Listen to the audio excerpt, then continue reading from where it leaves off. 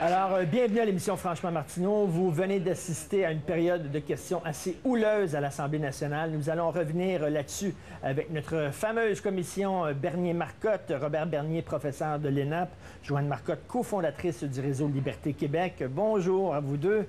Bonjour. Je vais être galant, je vais commencer par Mme Marcotte. On a vu le premier ministre Charest dire « Nous avons fait plusieurs compromis au cours des dernières semaines. Les associations étudiantes n'en ont fait aucun. » Vos réactions sur cette phrase? Bien, c'est vrai. Et c'est tout à fait vrai ce qu'il dit. Maintenant, je pense qu'on est rendu à devoir faire un exercice de lucidité et de franchise. Maintenant, là, les positions sont irréconciliables. Et dans une société normale, ça pourrait être permis d'avoir deux camps qui s'opposent. Le gouvernement décide et voilà.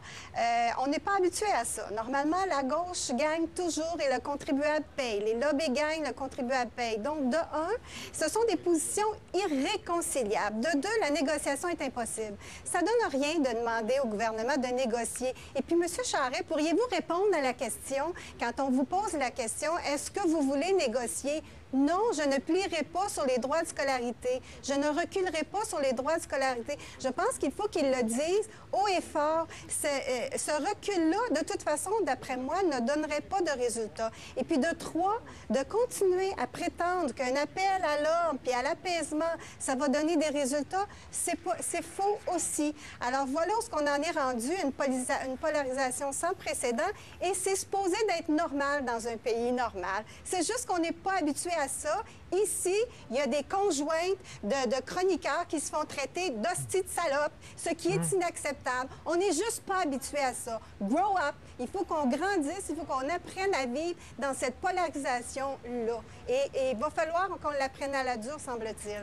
Robert Bernier, je comprends là, que d'un côté, on dit, Joanne Marcotte disait tantôt, le gouvernement ne peut pas reculer parce qu'en même temps, si le gouvernement recule, après ça, il va être obligé de reculer devant toutes les demandes de tous les lobbies, de tous les organismes, de tous les syndicats. On comprend ça. En même temps, M. Bernier, on veut la paix à Montréal. On veut la paix, c'est intenable, c'est insupportable. La période des festivals commence, c'est important pour la ville de Montréal. Ça ne peut pas être le bordel pendant cette période-là. Est-ce qu'il va falloir, à un moment donné, dire « Oui, on va régner sur nos principes », mais à un moment donné, c'est bien beau défendre les principes, mais il y a la réalité. Écoutez, Richard, ici, il faut comprendre qu'il n'est jamais trop tard pour négocier. Il faut laisser cette situation se calmer, s'apaiser un peu et éventuellement, le premier ministre devra négocier. On dit toujours ça à nos étudiants en gestion de crise. Il y a trois phases. La première phase, c'est le porte-parole convivial. La seconde, c'est l'expertise. Et la troisième, à la fin de la journée, c'est l'exécutif. Et c'est ici que M. Charest devra intervenir. Si cela pose un problème, bien qu'on désigne un médiateur, un médiateur pour apaiser la situation et entrer finalement en négociation avec les partis. Ça pourrait se faire dans un avenir assez rapproché, selon moi. Joanne Marcotte, je reviens, je vous repose la question. Je comprends fort bien ce que vous dites.